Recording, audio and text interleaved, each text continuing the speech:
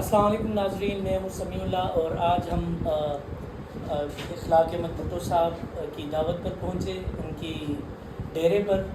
تو کچھ important discussion of the camera ہماری ہوئی اور ہم نے سوچا کہ یہ جو ٹاپکس ہیں وہ اتنے انٹرسٹنگ ہیں کہ کیوں نہ یہ جو اخلاق احمد بھٹو صاحب کے خیالات تھے وہ ان کے جو فالوورس ہیں، ان کو جو سننے والے، ان کو چاہنے والے ہیں، ان تک بھی پہنچائے جائیں.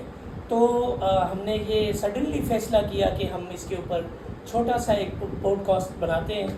تو السلام علیکم اخلاق صاحب، بہت شکریہ آپ نے مدعو کیا اور بہت اچھی آپ کے ساتھ ڈسکشن رہی آف دا کیمرہ.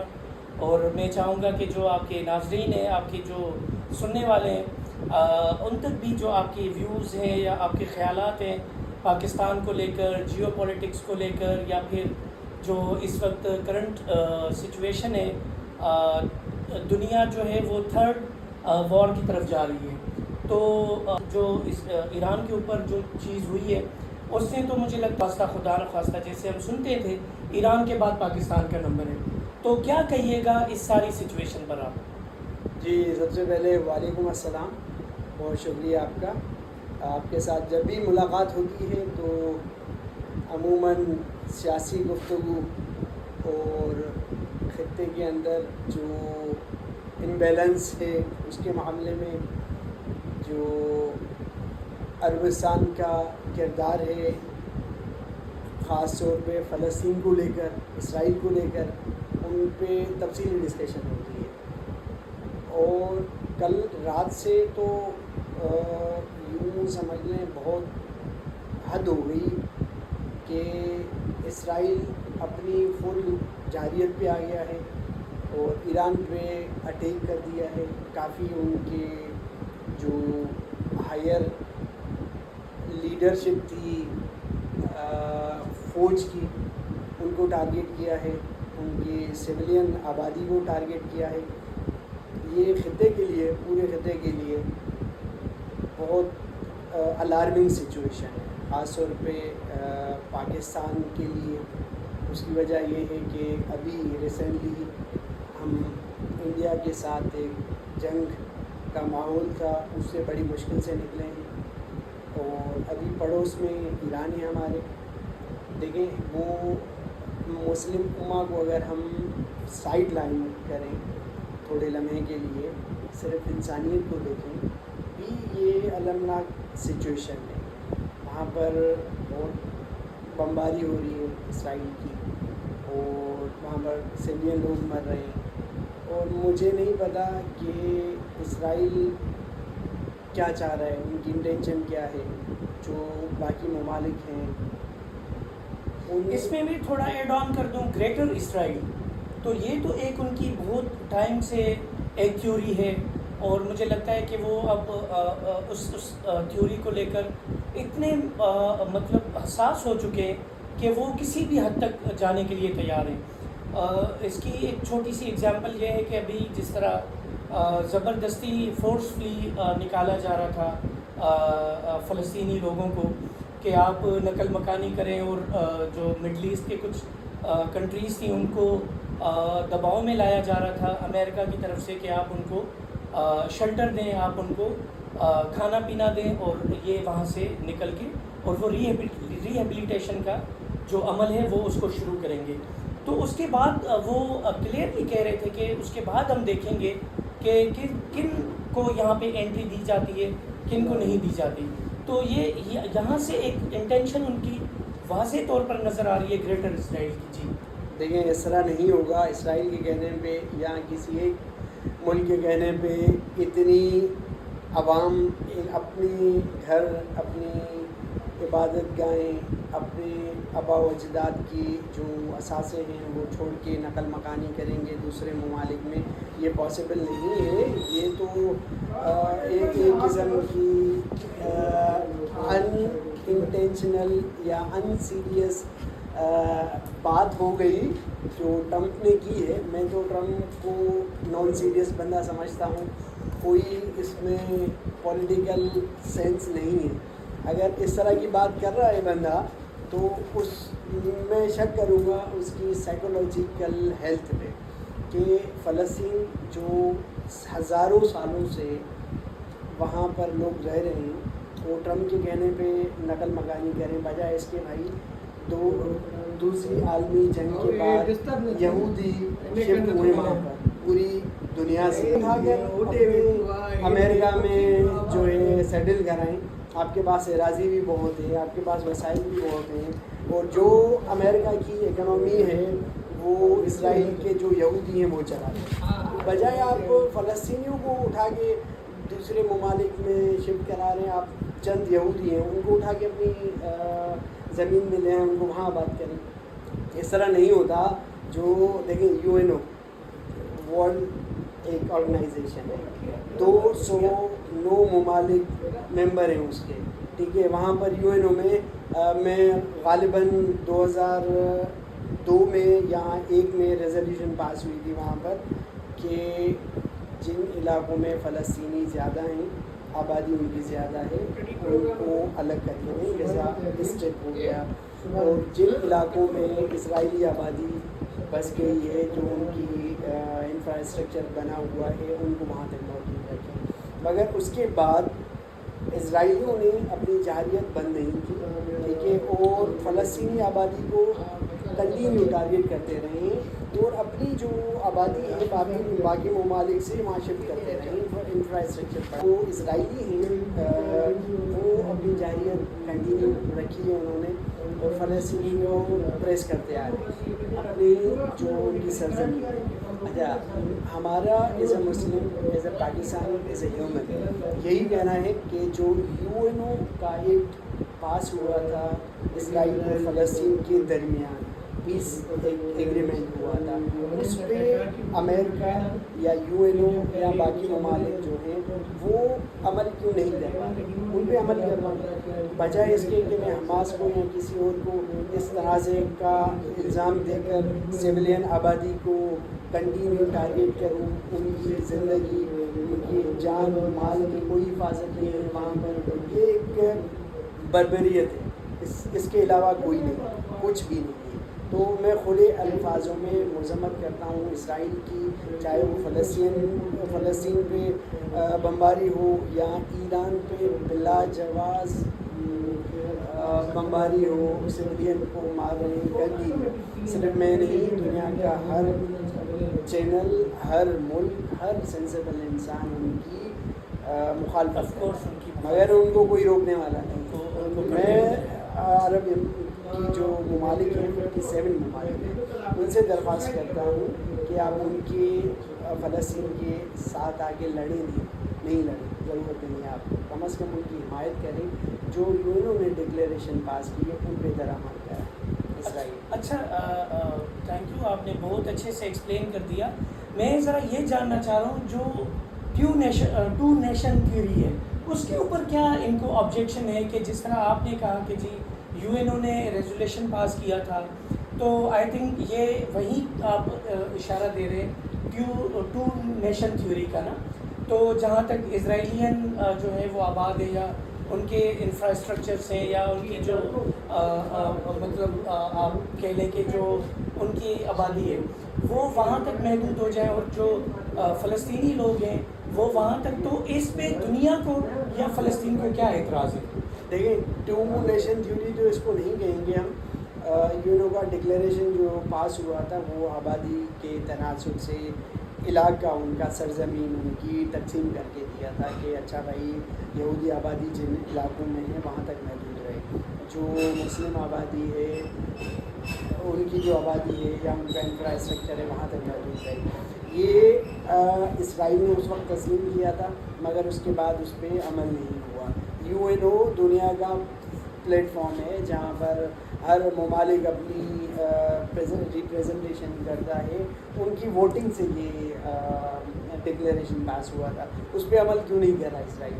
اسرائیل کو ایسی کون سی طاقت ہے جس کے بلبوتے پہ پوری دنیا کو وہ دھکیل رہا ہے ایک نہ ختم ہونے والی جنگ کی طرف, نہ ختم ہونے والی جنگ کی طرف. اس کے باقی اثرات باقی دنیا پہ بہت خراب پڑیں گے. دیکھیں آپ پاکستان 7 اور ممالک ایٹمک بم مطلب آپ کو لٹل بوائے اور فیٹ مین جاپان کی ہسٹری کا پتہ ہوگا.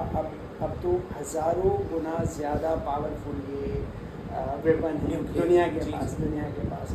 کچھ ہیں ڈکلیئر 7-8 ممالک، باقی انڈکلیئر بھی ہیں.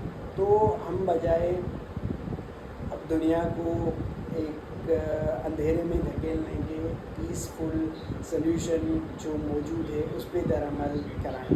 امریکہ کا اس کے اندر دیکھیں بدنیتی پہ مبنی ایک بیان ابھی میرے سامنے چل رہا تھا کچھ دیر پہلے سوشل میڈیا پہ. ٹرمپ صاحب کہہ رہے ہیں کہ اسرائیل کا حملہ ایران پہ وہ اپنے بلبوتے پہ اس نے کیا. امریکہ کا کوئی تعلق نہیں ہے، کوئی بیک اپ نہیں ہے. اگر ایران اس کے اوپر حملہ کرے گا تو امریکہ اسرائیل کا ساتھ دے گا. دیکھیں یہ تو جی یہی ہے واٹ نانسنس. ہر سینسیبل آدمی، شعور رکھنے والا آدمی یہی کہہ رہا ہے کہ یہ کس طرح کا اسٹیٹمنٹ ہے، آپ لوگ کس طرف کھڑے ہیں، آپ کیا سوچ رہے ہیں. اچھا بھٹو صاحب، میں ایک چیز آپ سے جاننا چاہوں گا کہ یہ جو ہر 4-5 سال کے بعد ریسیشن کا ایک سائیکل آتا ہے، تو کیا اس کے کانسیکوینسز اس طرح بھی پڑتے ہیں کہ جی وہ جو ریسیشن کا سائیکل ہے وہ بجائے پھر 5-7 سال کے بعد آئے، وہ 2-3 سال کے بعد یا کنٹینیوسلی وہ چلتا رہتا ہے اس وار کی وجہ سے نا. تو بیکاز جب وار چل رہی ہوتی ہے تو ساری جو چیزیں ہیں، جو ہم کروڈ آئل کو دیکھ لیں، پام آئل کو دیکھ لیں، میں پاکستان کی بات کر رہا ہوں اور بہت سارے ایسے ممالک کی بات کر رہا ہوں جو بہت ساری چیزیں امپورٹ کرتے ہیں، تو ان کے لیے سروائیو کرنا اور اپنے لیونگ آف اسٹینڈرڈ کو مینٹین رکھنا کتنا مشکل ہو جاتا ہے. دیکھیں ریسیشن لفظ جو ہم استعمال کرتے ہیں وہ اس طرح ہے کہ ایک نارمل روٹین میں چیز چل رہی ہے، کسی ایمرجنسی نہیں، وار نہیں، اور فیکٹرز کی وجہ سے اکنامیکل ڈراسٹک چینج آ جائے، ٹھیک ہے، اپس اور ڈاؤنس آ جائیں، تو اس کو ہم ریسیشن کہتے ہیں. یہ وار کی وجہ سے ریسیشن نہیں آئے گا، قلت ہوگی، کرائسس پیدا ہوں گے، کھانے کے، ہیلتھ کے، سیفٹی کے، باقی چیزوں کے. کرائسس میں اور ریسیشن میں فرق ہے. ریسیشن یوں سمجھ لیں، اگر میں اسکیل وائز ڈیوائڈ کروں تو فال کرتا ہے 1، اور آپ کی جو کرائسس ہیں وہ فال کرتی ہیں 1 to 10 اسکیل میں 10. تو وار میں ریسیشن نہیں چلتا، کرائسس آ جاتے ہیں. اس میں آپ کے دیکھیں فلسطین میں یا یمن میں، آپ سوشل میڈیا پہ دیکھ رہے ہیں کہ وہاں پر بچوں میں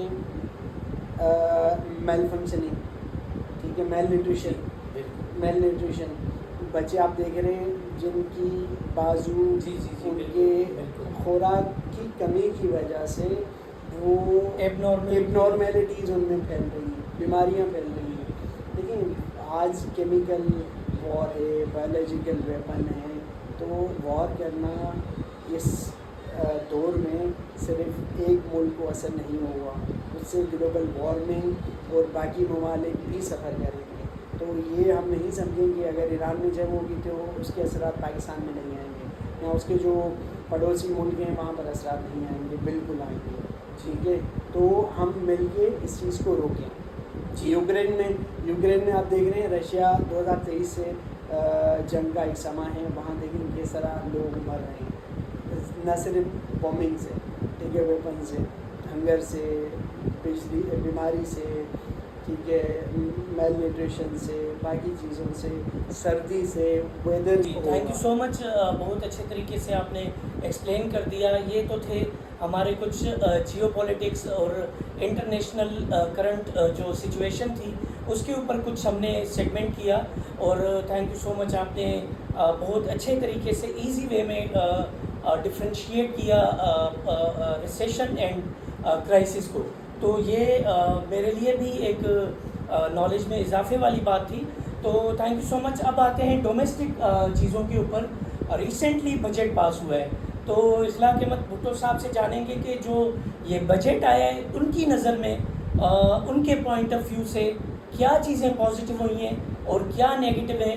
غریب عوام کے لیے اس بجٹ میں کیا تھا, تنخواہ دار طبقے کے لیے کیا تھا, یا جو middle class, upper middle class ہے, ایلیٹ کلاس, ان کے لیے کیا تھا. جی اخلاق صاحب پلیز ذرا ایکسپلین کیجئے گا جو یہ بجٹ آیا ہے اس کے اوپر آپ کا کیا تجزیہ ہے اوورآل. دیکھیں میں زیادہ وقت نہیں لوں گا, صرف 2 چیزیں میں ہائی لائٹ کر رہا ہوں یہاں پر, جو ایک پازیٹیو ہوگی ایک نیگیٹو ہوگی ہمارے لحاظ سے. وہ پازیٹیو یہ ہے کہ جو سیلری تنخواہ دار طبقہ ہے اس پہ ٹیکس کم ہوا ہے. پہلے 15% تھا, ابھی 11% ہوا ہے. اس میں واضح کمی 4% کی کمی آئی ہے, جو کہ خوش آئند بات ہے. ہم اپریشیٹ کر رہے ہیں گورنمنٹ کے اس عمل کو. اور جو بات ناگوارا گزری نہ صرف مجھے باقی عام لوگوں کو, وہ پرائس جس طرح سولر پہ 18% ٹیکسیشن لگائی ہے سولر پینل پہ. اچھا وہاں مارکیٹ سے میں نے کچھ میرے دوست ہیں جو سولر بزنس میں کام کرتے ہیں, ان سے میری بات ہوئی تو وہ بتا رہے تھے کہ 4,000 سے 5,000 کے درمیان ایک پلیٹ پہ فرق آیا ہے. رقم پلیٹ کی پہلے تھی 16,000, ٹھیک ہے, اور ابھی اسی یونٹ کی 21,000 رقم ہے. ہر واٹ پہ آپ نکالیں گے تو بہت زیادہ فرق آ گیا. لیکن پہلے ہی پاکستان میں انرجی کی قلت ہے, ٹھیک ہے. ہمیں آپ لوڈ شیڈنگ دیکھیں تو 24 گھنٹوں میں سے 20 گھنٹے لوڈ شیڈنگ ہو رہی ہے ہمارے یہاں پر جہاں بیٹھا ہوں میں یہاں پر, ٹھیک ہے. 4 گھنٹے لائٹ آتی ہے. اوپر سے اگر اس طرح کے اقدام کرے گی گورنمنٹ, بجائے اس کے کہ ہمیں الٹرنیٹ انرجی کو سبسڈی دے کر انہینس کرنا چاہیے, لوگوں کو انکریج کرنا چاہیے کہ انرجی لوگوں کی ریچ میں لانا چاہیے. جی بالکل. انرجی کرائسس ہیں فیول کی وجہ سے, فرنس آئل کی وجہ سے, یا دوسرے معاملات ہیں ہمارے, تو عوام جو ہے کنورٹ ہو وہ سولر انرجی کی طرف, بجائے اس کے ہم اگر اس پہ ٹیکسیشن لگائیں گے تو جو عام آدمی ایک پنکھا چلا رہا ہے, ایک بلب چلا رہا ہے اپنے گھر میں, تو اس سے وہ محروم ہو جائے گا. اچھا, تو اس کو میرے خیال سے ابھی بھی وقت ہے. ساری جو پارٹیز ہیں وہاں پر نیشنل اسمبلی میں, انہوں نے بھی اس بات کو اپریشیٹ نہیں کیا. انہوں نے بھی اپنی آواز اٹھائی ہے کہ بھائی آپ یہ ٹیکسیشن غلط لگائیے, اس کو کم کریں. دیکھیں اور کہیں اگر گنجائش ہے لگژری آئٹم میں تو وہ ٹیکس وہاں امپوز کریں, بجائے سولر پینل اور ان چیزوں. اچھا کوئکلی میں آپ سے یہ جاننا چاہوں گا کہ جس طرح ابھی ریسنٹلی ہم نے دیکھا تھا کہ 18% کا ایکسپینڈیچرز کی مد میں اپنے بجٹ کو انکریز کیا تھا. پریزیڈنٹ ہاؤس ہو, پرائم منسٹر ہاؤس ہو, اور باقی جتنے بھی یہ 22 گریڈ کے آفیسرس ہیں ان تک کی بات ہو رہی ہے. اور اس کے علاوہ آپ نے دیکھا کہ 700% تک عسکری اور سول جو ہمارے ڈپارٹمنٹس ہیں ان میں جو لوگ تھے جن کی 700% تنخواہیں اور ان کے الاؤنسز بڑھائے گئے تھے. اور نیچے جب آتے ہیں تنخواہ دار طبقے کو دیکھیں, یا پھر جو بیچارہ ریڑھی بان ہے, یا بیچارہ جو لیبر کلاس ہے, ان کے لیے دیکھیں پاکستان میں ہارڈلی کوئی 15 to 20% لوگ ہوں گے جو کہ پبلک سیکٹر میں کام کرتے ہیں. باقی جو مجھے لگتا ہے کہ جو ہماری بڑی ایک کلاس ہے وہ یا تو لیبر کلاس ہے یا پھر وہ پرائیویٹ سیکٹر میں کام کرتے ہیں. تو ایک تو جو گورنمنٹ ہے وہ خود جب ایک لوئسٹ وہ طے کرتی ہے اماؤنٹ کہ بھائی اتنی اماؤنٹ ہوگی لوئسٹ کسی بھی ورکر کے لیے, تو اس پہ امپلیمنٹ نہیں ہوتا. دوسرا جو لیبر کلاس ہے اس کے لیے کوئی سبسڈی, کوئی مطلب یہاں پہ ہمیں نظر نہیں آیا کہ اسپیسیفکلی کوئی ان کو خاطر میں رکھ کے اور ان کے لیے کوئی پالیسی بنائی گئی ہو. تو اس پہ آپ کیا کہیں گے اپنے پروٹوکولز کے اوپر, اپنے ایکسپینڈیچرز کے اوپر, اور اپنی بجٹس اور تنخواہوں کے اوپر کوئی کٹ نہ لگانا, بلکہ 700% تک بڑھانا اور دوسری طرف لیبر کلاس کو بالکل اگنور کرنا؟ دیکھیں آپ کے سوال کو میں 2 حصوں میں تقسیم کر رہا ہوں، مجھے آسانی ہوگی جواب دینے میں. وہ پہلا یہ کہ دیکھیں آپ نے جو بات کی 700% سیلری جو آدمی ہے یا فوج سے منسلک ادارہ ہے ان کی بڑھائی ہے. دیکھیں یہ نہیں کرنا چاہیے. بالکل پاکستان ایک کرٹیکل سچویشن سے گزر رہا ہے، ہمیں دفاع میں زیادہ انویسٹ کرنا پڑے گا. اس کی وجہ ہے کہ انڈیا کی جارحیت، ٹھیک ہے، ان کے جو پاکستان کی طرف غلط پالیسیز ہیں یا ایک جارحیت ہے، حملے کر رہے ہیں. ڈیفینس ہمیں مضبوط کرنا پڑے گا، مگر ڈیفینس کو ہم 2 حصوں میں تقسیم کریں، ایک کمبیٹ ایک نان کمبیٹ. کمبیٹ میں آپ 200% 300% اگر بجٹ بڑھاتے ہیں اس میں ہم انٹرفیئر نہیں کریں گے، ٹھیک ہے. پاکستان کی مضبوطی کے لیے ہمیں وہ اقدام لینے پڑیں گے، وہ سخت اقدام لینے پڑیں گے. ہم باقی اخراجات ہم اپنے کم کر کے اگر کمبیٹ سے جو پورشن ہے ڈیفینس کا اس کو بڑھاتے ہیں، اس کو اسٹرانگ کرتے ہیں، that is very good. We all should appreciate that thing. But non combat میں یہ چیزیں آ جاتی ہیں، آپ کی سیلریز بڑھانا، آپ کی آپ اپنے لیونگ آف اسٹینڈرڈ کو لیونگ اسٹینڈرڈ بڑھانا یا جو اپنے پروٹوکولز کو بڑھانا، کینٹ ہو گئی مختلف جگہوں پہ جہاں پر ضرورت نہیں ہے، وہ نان کمبیٹ میں آ جاتی ہیں. اس چیز کو آپ کو ریڈیوس کرنا پڑے گا، یہ ایکسپینسز ختم کرنے پڑیں گے. بس سیلریز میں جو مطلب نان ریئلسٹک ایک قسم کی آپ ہائک دے رہے ہو وہ کم کرنا پڑے گا.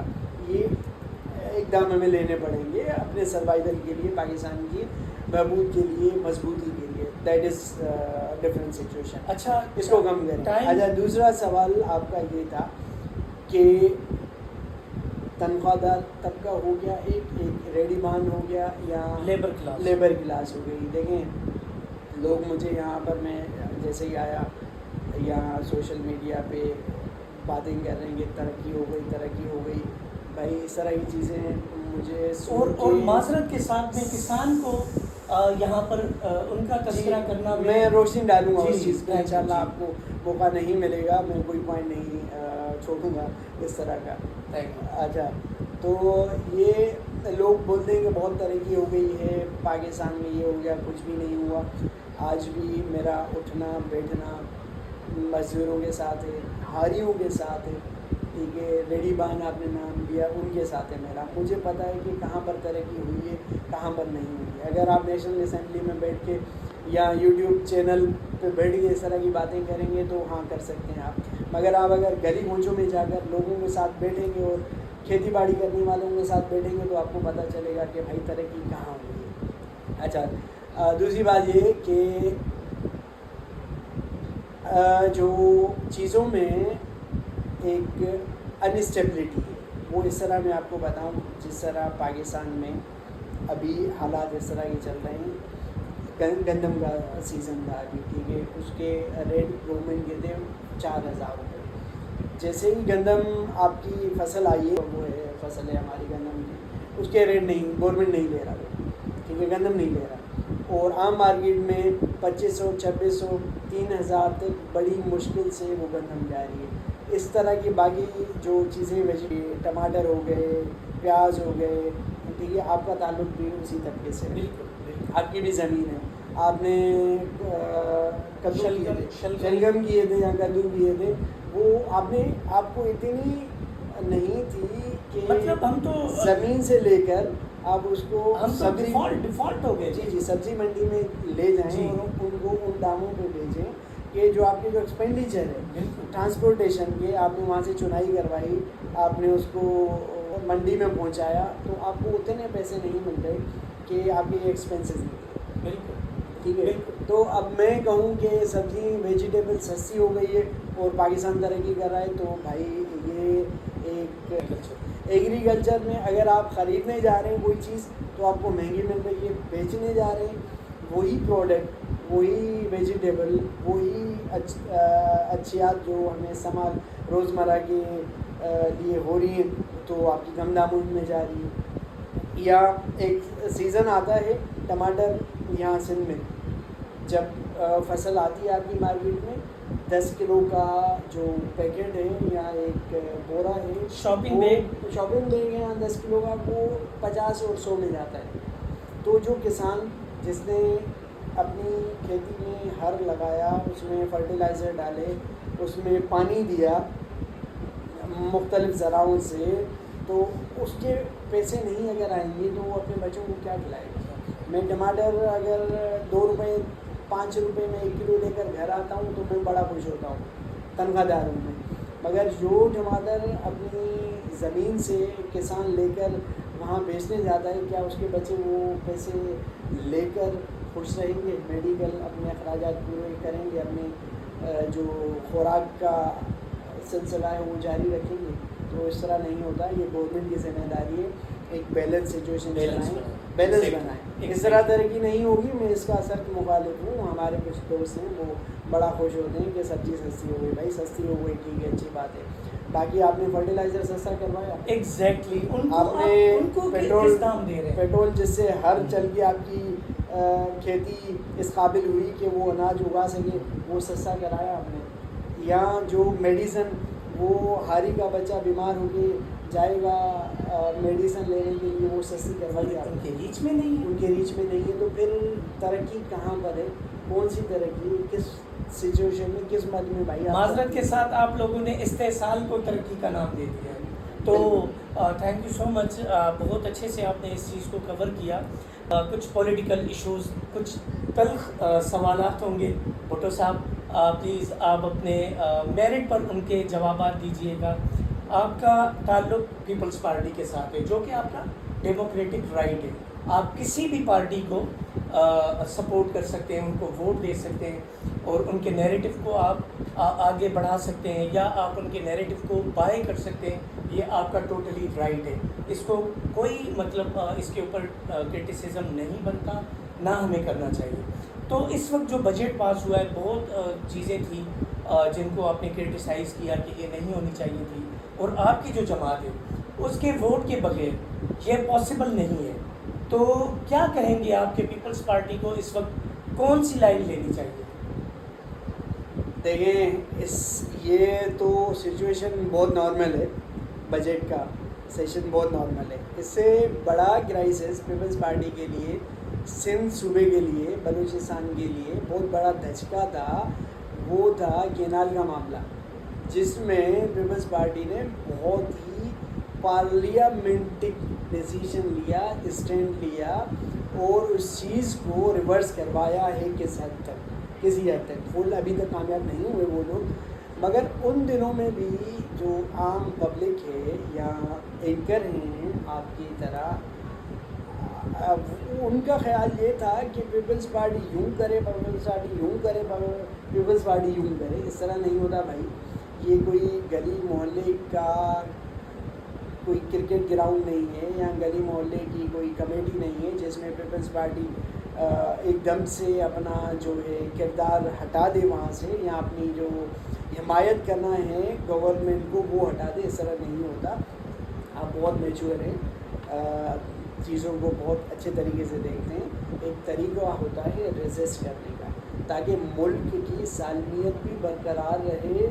گورنمنٹ جو ڈیموکریسی ایک ہمارے پاس ہے, معاملات گورنمنٹ کے وہ بھی چلتے رہیں, اور آپ اپنی باتیں جو صحیح ہیں وہ بھی منواتے رہیں.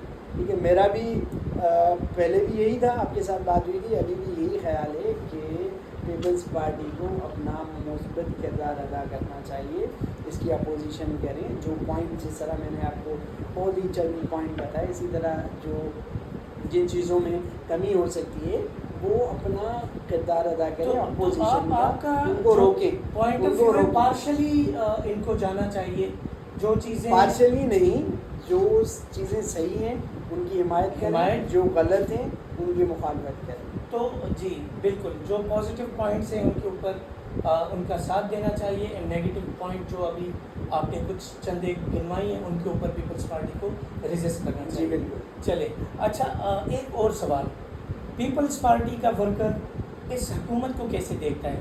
اس کی لیجیٹیمیسی کو کس جگہ دیکھتے ہیں آپ؟ کیا رینک کریں گے؟ 100 میں سے کتنے نمبر دیں گے آپ اس حکومت کی لیجیٹمیسی کو کیا لیجیٹمائز کرتے ہیں آپ؟ دیکھیں اس طرح اتنا آسان نہیں ہے جتنا سوال آپ نے بہت آسان الفاظوں میں کیا، اس کا جواب دینا اتنا آسان نہیں ہے. آپ گورنمنٹ کو اس طرح ایک جملے میں بیان نہیں کر سکتے. ان کی خوبیاں ان کی خامیاں ایک جملے میں ہاں یا نہ یا نمبر سے آپ نہیں کر سکتے. کچھ چیزیں ہیں جو بہت اچھی جا رہی ہیں، کچھ چیزیں جو بہت خراب ہوئی ہیں ان کو کم کرنا چاہیے. جو مداخلت ہے، لیجیٹیمیسی ہے یا باقی چیزیں ہیں، ڈپلومیٹک پرابلم ہیں یا دوسری انٹرنل ہمارے مسائل ہیں، ان کو میں ہاں و نہ میں ختم نہیں کر سکتا. لیکن ڈیموکریسی سب سے جو بیسٹ سولوشن ہے نا آج پاکستان کا، وہ ڈیموکریسی ہے. اگر گورنمنٹ ڈیموکریٹک ہے تو بہت اچھا ہے. ٹھیک ہے، اب آتے ہیں ان کی کردار پہ، ان کی چیزوں پہ، ان کے عمل پہ کہ وہ صحیح ہے یا نہیں ہے. ان پہ ایک ایک کر کے آپ تنقید کریں، ان کو قائل کریں، بہتری کی طرف وہ اپنے آپ کو لے آئیں. ٹھیک ہے، اس حد تک تو میں آپ سے ایگری کرتا ہوں کہ جو بیسٹ سلیوشن ہے، جتنی بھی ہماری پرابلمس ہیں ان کا بیسٹ سلیوشن ہے ڈیموکریسی. تو if I am not wrong, democracy یہی ہوتی ہے کہ جس پارٹی کو، جس لیڈر کو عوام ووٹ دیں ان کو رائٹ ہونا چاہیے رول کرنے کا.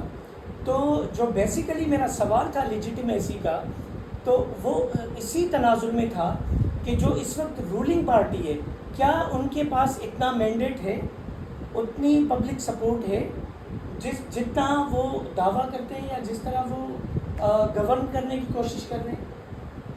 دیکھیں جتنے بھی میں نے پروگرام دیکھے ہیں، اور معذرت کے ساتھ ایک جو پچھلی حکومت تھی پی ٹی آئی کی، ان کے جتنے بھی سپورٹر ہیں ان کا آخری سوال یہاں پر آ کے رکتا ہے کہ گورنمنٹ یہ ہے، گورنمنٹ وہ ہے، عمران خان کیوں اندر ہے، کیوں باہر ہے. اس طرح کے سوالات پہ پروگرام ختم ہوتا ہے. دیکھیں میں آپ کو اس کا ایک چھوٹا سا جواب دیتا ہوں.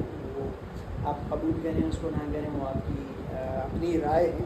اگر مجھے جواب دینے کا موقع دیجیے گا. دیکھیں اگر آپ کہہ رہے ہیں کہ یہ حکومت صحیح منتخب ہو کے آئی ہے یا نہیں، یہ ایک سوال ہوتا ہے. بالکل نہیں، ہاں. آپ کی نظر؟ جی میں اپنی نظر بتا رہا ہوں. میں اپنا ہی بتاؤں گا نا، میں کسی اور کا موقع نہیں بتاؤں گا آپ کو. میری نظر میں منتخب ہو کے آئی ہے یا نہیں، جی بالکل منتخب ہو کے آئی ہے. اب دوسرا سوال ہے یہ کہ یہ گورنمنٹ عوام میں مقبول ہے یا نہیں ہے. ٹھیک ہے، عوام ان کو پسند کرتی ہے یا نہیں کرتی، یہ دوسرا سوال ہے. تو عوام میں مقبول نہیں ہے، عوام ان کو لائک نہیں کرتی. عوام اس وقت لائک کرتی ہے پی ٹی آئی کو، عمران خان. سر یہاں پہ کانفلکٹ آ گیا. جی ایک کانفلکٹ. طرف آپ کہہ رہے ہیں کہ یہ عوام کی منتخب کردہ حکومت ہے، دوسری طرف آپ کہہ رہے ہیں کہ یہ عوام میں مقبول حکومت نہیں ہے. تو یہاں پہ کانفلکٹ ہو رہا ہے، جی یہ دونوں چیزیں آپس میں متضاد ہو رہی ہیں. ہاں. تو اس پہ آپ ذرا اس چیز کو الیبریٹ کریں. جی اسی لیے میں نے آپ کے سوال کو 2 حصوں میں تقسیم کیا تاکہ آپ کی بھی دل آزاری نہ ہو. جو آپ مجھ سے کہلوانا چاہ رہے ہیں وہ نہیں، معذرت کے ساتھ میں کہلوانا کچھ نہیں بالکل چاہ رہا. آپ جو کہلوانا چاہ رہے ہیں آنیسٹلی میں آپ کی رائے لینا چاہ رہا ہوں ویورز کے وہ لیے. میں نہیں بولوں گا. جو آپ میرے منہ میں الفاظ رکھ کے سننا چاہ رہے ہیں وہ میں نہیں کروں گا. قطعاً نہیں. میں نے آپ کو مختصراً جواب دیا کہ یہ منتخب حکومت ہے مگر مقبول حکومت نہیں. اچھا، آپ منتخب حکومت کس کو کہتے ہیں؟ منتخب حکومت کا ایک ہی ڈیفینیشن ہے، جو عوام کے ووٹ سے منتخب ہو کے. اور یہ آنیسٹلی آپ سمجھتے ہیں کہ یہ حکومت جو ہے یہ عوام کے ووٹوں سے؟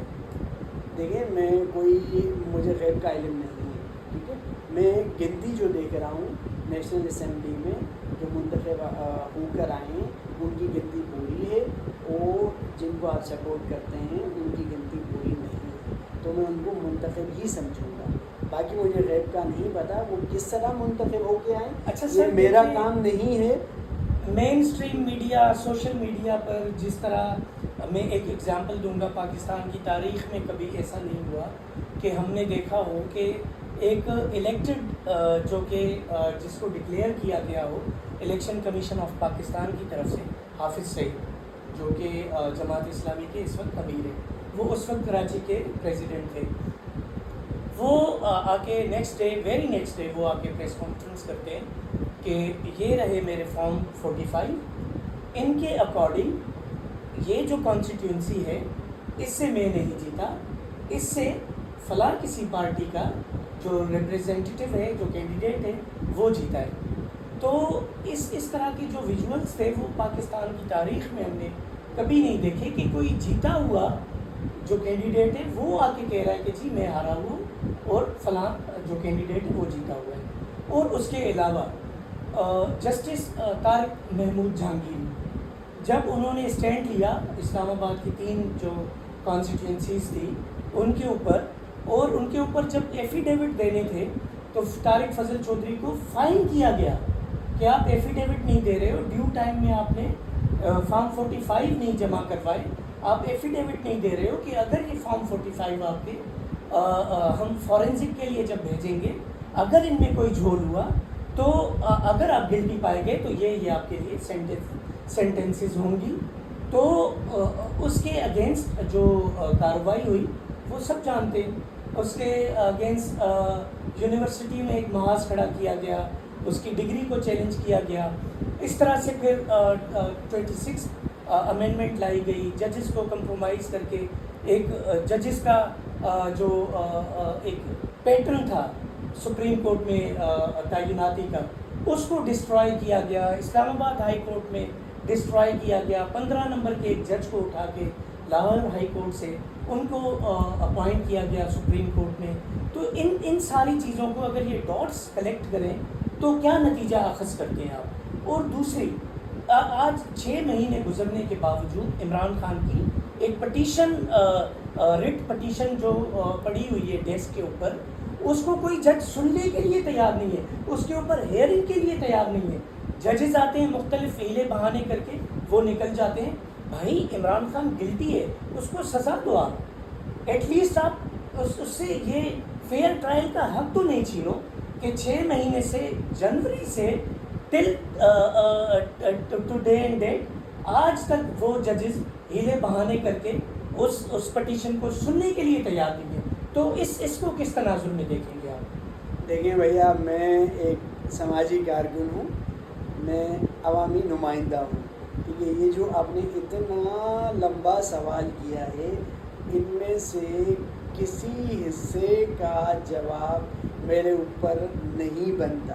یہ سارے سوال آپ الیکشن کمیشن سے جا کے کریں اور ججز سے کریں، ٹھیک ہے. وہ آپ کو ان کا بہتر جواب اور بہتر حل بتا سکتے ہیں، ٹھیک ہے. کیوں نہیں ٹرائل کر رہے الیکشن کمیشن نے، کیوں نہیں کوالیفائی کیا ان کو، رزلٹ کیوں چینج کیے 47 کا فارم، یہ ساری چیزیں آپ وہیں کلیم کر سکتے ہیں، وہی آپ کو صحیح جواب دے سکتے ہیں، ٹھیک ہے. میں بھی اسی کورٹ کو اپروچ کروں گا، آپ بھی اسی کورٹ کو اپروچ کریں گے.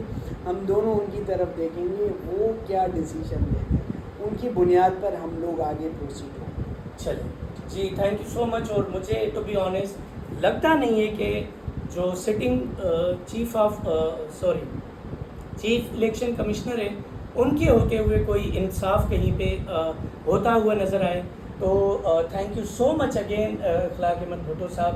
آپ عمان سے تشریف لائے تھے اور بہت ہی بزی شیڈیول سے آپ نے فیملی کے ٹائم میں سے کٹ لگا کے آپ نے ہمیں کچھ ٹائم دیا اور بہت ہیلدی کنورسیشن رہی آپ سے. ایز یوزول ہمیشہ جب بھی ہم آپ سے ملتے ہیں، آپ سے بات کرتے ہیں، ہمیں بہت اچھا لگتا ہے، کچھ سیکھنے کو ملتا ہے اور کچھ آپ کے ساتھ تلخ باتیں کر کے بھی ہمیں مزہ آتا ہے، بیکاز یہاں پہ جو آپ کا جو ٹیمپرامنٹ ہے وہ کبھی لوز نہیں کرتے آپ. تو تھینک یو سو مچ. ناظرین، فیصلہ آپ کیجئے گا کہ پاکستان درست سمت میں جا رہا ہے یا پھر جو پاکستان کی ڈائریکشن ہے وہ غلط ہے. ہم تو ایک ہی چیز کے قائل ہیں کہ جو ڈیموکریسی ہے، ایز اخلاق بھائی سیڈ، کہ best solution of the all these problems. تو میں خود اس چیز کا قائل ہوں کہ جس کو پبلک آف پاکستان ووٹ کرتی ہے، جن کو سپورٹ کرتی ہے ان کو رول کرنے کا حق ہو، چاہے وہ پیپلز پارٹی ہو، چاہے وہ PMLN ہو، چاہے وہ PTI ہو، چاہے وہ JUI ہو، چاہے وہ JI ہو، اور یا پھر کوئی اور پولیٹیکل پارٹی ہو، ان کو گورن کرنے کا حق ہو جن کے اوپر پبلک کھڑی ہو اور جن کے پیچھے پبلک کھڑی ہو۔ تو ناظرین، آپ اپنے فیڈ بیک سے ضرور ہمیں آگاہ کیجیے گا، اور نیکسٹ ہمیں پوڈ کاسٹ کے لیے بتائیے گا کہ کس ٹاپک پر ہم کریں، اور اپنے کمنٹس میں، اور ہمارے اس چینل کو لائک کیجیے گا، فالو کیجیے گا، اور جڑے رہنے کا شکریہ۔ Thank you so much. Allah